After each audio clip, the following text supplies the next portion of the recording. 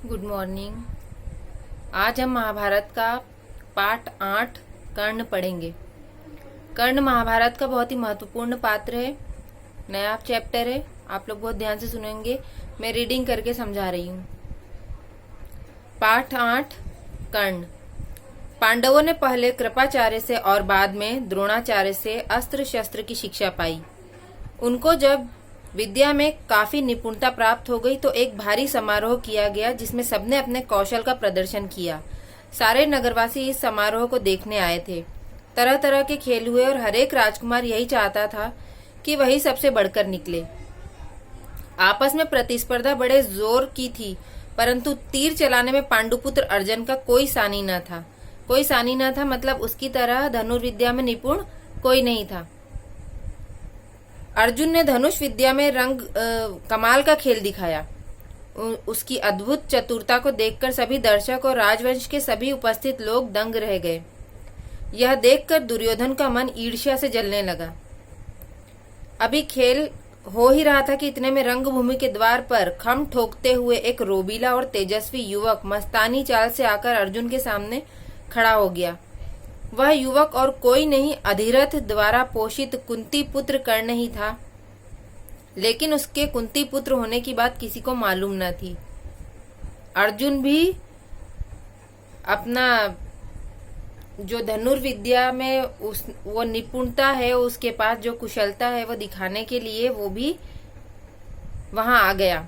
लेकिन कई समस्याएं आएंगी क्योंकि कर्ण कुंती पुत्र है, ये कोई नहीं जानता वहां पे। ठीक है। रंगभूमि में आते ही उसने अर्जुन को ललकारा। अर्जुन, जो भी करतब तुमने यहाँ दिखाए हैं उनसे बढ़कर कौशल में दिखा सकता हूँ। क्या तुम इसके लिए तैयार हो? इस चुनौती को सुनकर दर्शक मंडली में बड़ी खलबली मच गई, पर ईर्ष्या की आग से जलने वाले दुर्योधन को बड़ी राहत मिली। वह बड़ा प्रसन्न हुआ। उसने तपाक से कर्ण का स्वागत किया और उसे छाती से लगाकर बोला, कहो कर्ण, कैसे आए? बताओ, हम तुम्हारे लिए क्या कर सकते हैं? जब कर्ण ने अर्जुन को चुनौती दी तो सारे दर्शक आश्चर्यचकित रह गए कि अर्जुन से बढ़कर धनुर्धर कोई हो सकता है क्या। लेकिन जो ईर्ष्या, जो जलन से दुर्योधन बहुत परेशान था, उसको काफी अच्छा लगा कि कोई तो है जो दुर्योधन का सामना करने के लिए तैयार है। और उसने बड़े आदर के साथ कहा कि कर्ण, बताओ कैसे हो तुम, कैसे आए, हम तुम्हारे लिए क्या कर सकते हैं? कर्ण बोला, राजन, मैं अर्जुन से द्वंद्व युद्ध और आपसे मित्रता करना चाहता हूँ। कर्ण की चुनौती को सुनकर अर्जुन को बड़ा तैश आया। वह बोला, कर्ण, सभा में जो बिना बुलाए आते हैं और जो बिना किसी के पूछे बोलने लगते हैं वे निंदा के योग्य होते हैं। यह सुनकर कर्ण ने कहा, अर्जुन, यह उत्सव केवल तुम्हारे लिए ही नहीं मनाया जा रहा है। सभी प्रजाजन इसमें भाग लेने का अधिकार रखते हैं। व्यर्थ डींगे मारने से फायदा नहीं। चलो तीरों से बात कर लो। वो अर्जुन को खुली चुनौती दे रहे हैं कर्ण कि अर्जुन, ऐसी डींगे मारने से कोई फायदा नहीं है। यदि तुम बहुत अच्छे धनुर्धर हो तो ये खेल सिर्फ तुम्हारे लिए नहीं है। धनुर्विद्या का ज्ञान सिर्फ तुम्हें नहीं है। यदि तुम्हें अपने आप पर इतना भरोसा है तो आओ, मैं तुमसे द्वंद्व युद्ध करना चाहता हूँ। तीरों से बात करते हैं कि ये निश्चित हो जाए कि श्रेष्ठ धनुर्धर कौन है। जब कर्ण ने अर्जुन को यूं चुनौती दी तो दर्शकों ने तालियां बजाई। उनके दो दल बन गए। एक दल अर्जुन को बढ़ावा देने लगा और दूसरा कर्ण को। इसी प्रकार वहां इकट्ठी स्त्रियों के भी दो दल बन गए। कुंती ने कर्ण को देखते ही पहचान लिया और भय तथा लज्जा के मारे मूर्छित सी हो गई। कुंती तो उनकी माता है कर्ण की, वो उनके ज्येष्ठ पुत्र हैं। तो वो जो कर्ण है उनका जन्म ही जन्मजात कवच और कुंडलों के साथ हुआ था। तो कुंती उन्हें देखकर पहचान गई और बेहोश हो गई। मूर्छित होना मतलब बेहोश हो जाना।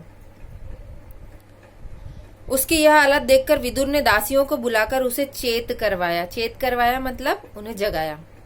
इसी बीच कृपाचार्य ने उठकर कर्ण से कहा, अज्ञात वीर, महाराज पांडु का पुत्र और कुरुवंश का वीर अर्जुन तुम्हारे साथ द्वंद्व युद्ध करने के लिए तैयार है, किंतु तुम पहले अपना परिचय तो दो। तुम कौन हो, किसके पुत्र हो, किस राजकुल को तुम विभूषित करते हो?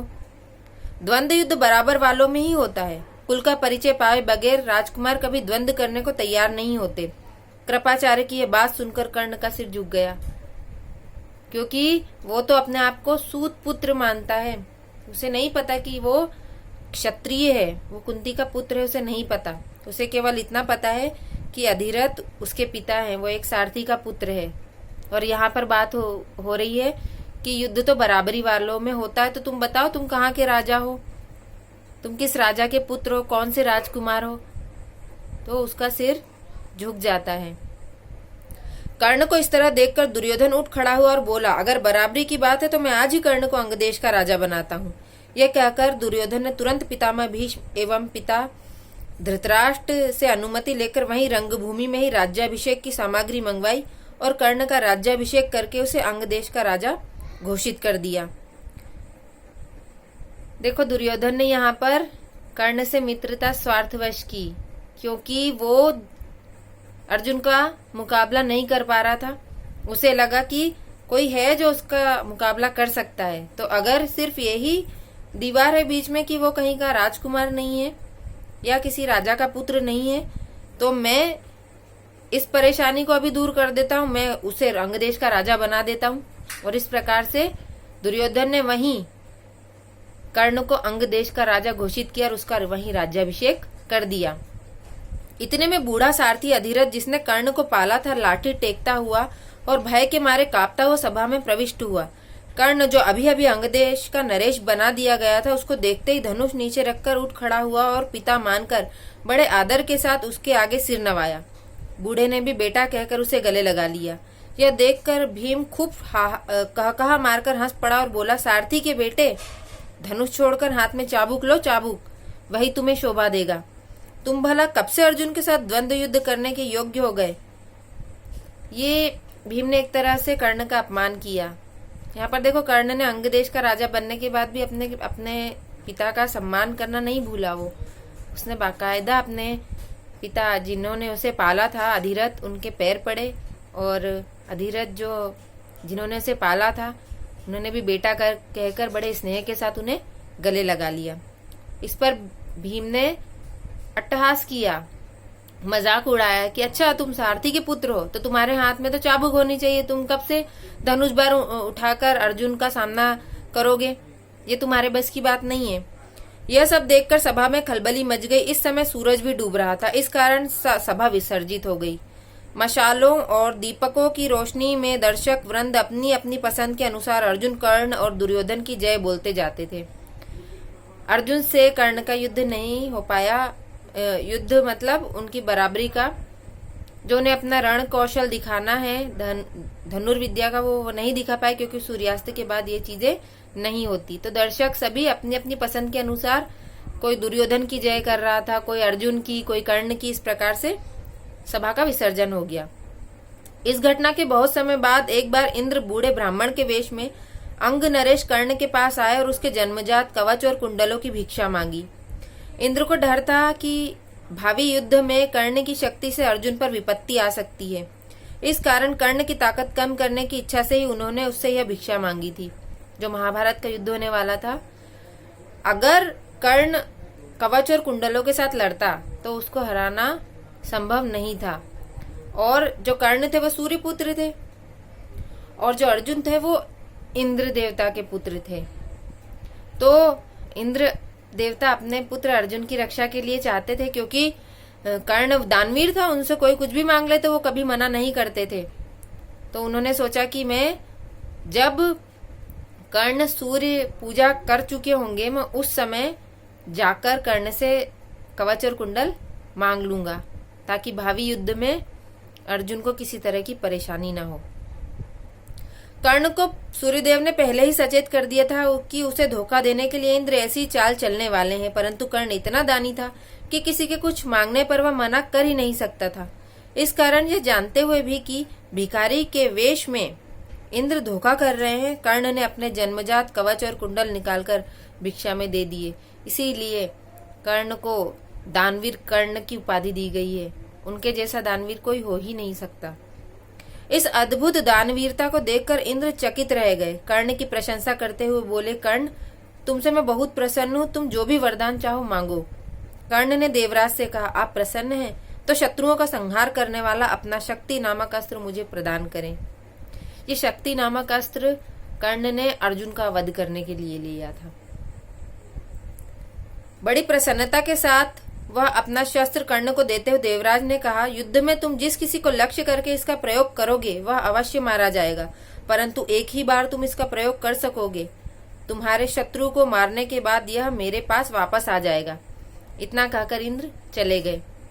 ये अस्त्र जो उन्होंने दिया था, शक्ति अस्त्र, ये एक बार प्रयोग में लाया जा सकता था और जिसे लक्ष्य करके ये शक्ति अस्त्र छोड़ा जाता, उसकी मृत्यु निश्चित थी। लेकिन शर्त ये थी कि उस अस्त्र को एक ही बार प्रयोग किया जा सकता है। अब कर्ण के साथ और क्या होता है।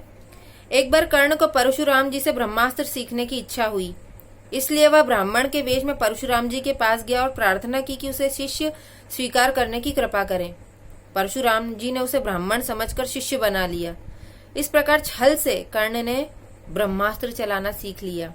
एक दिन परशुराम कर्ण की जांघ पर सिर रखकर सो रहे थे।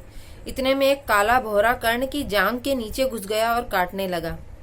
कीड़े के काटने से कर्ण को बहुत पीड़ा हुई और जांघ से लहू की धारा बहने लगी, पर कर्ण ने इस भय से कि कहीं गुरुदेव की नींद न खुल जाए, जांघ को जरा भी हिलाया डुलाया नहीं।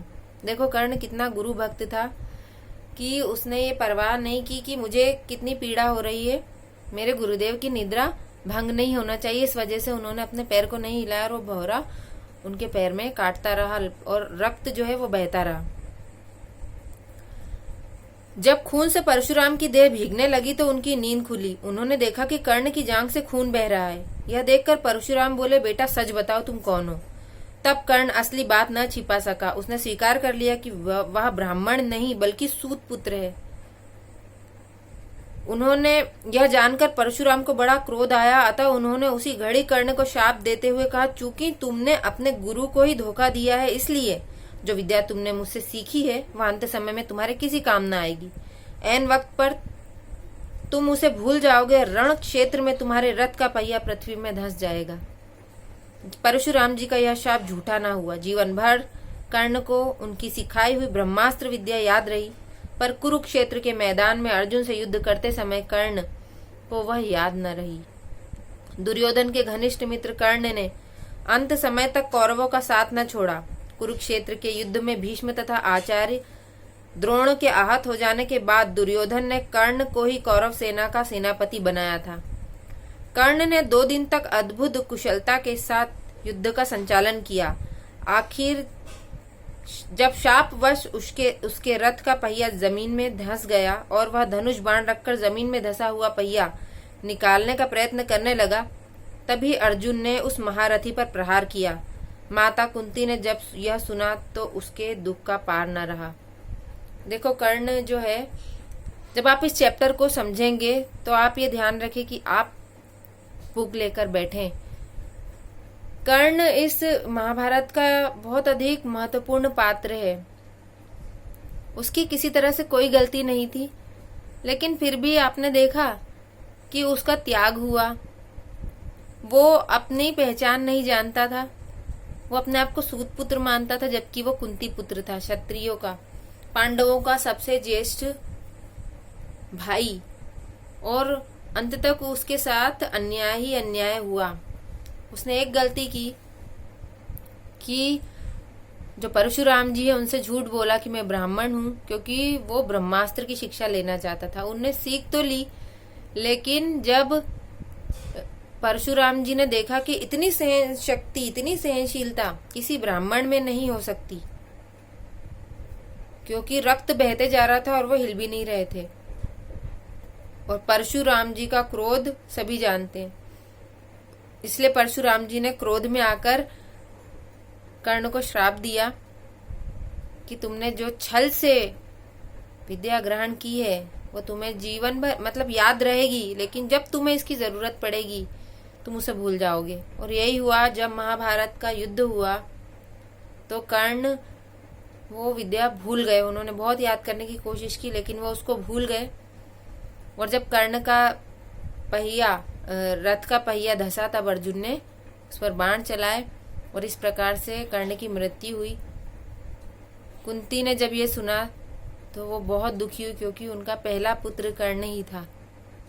तो इस प्रकार से हमने आज कर्ण के बारे में इस चैप्टर में अच्छे से समझा कि कर्ण कितना वीर था, उसके साथ क्या क्या हुआ था, क्या क्या घटनाएं हुई थी, दुर्योधन से उसकी मित्रता का क्या कारण क्या था, वो दुर्योधन के प्रति इतना समर्पित क्यों था, ये सब हमने इस चैप्टर में समझा। आप लोग बुक लेकर अच्छे से समझिएगा, इसको अच्छे से पढ़िएगा। Thank you.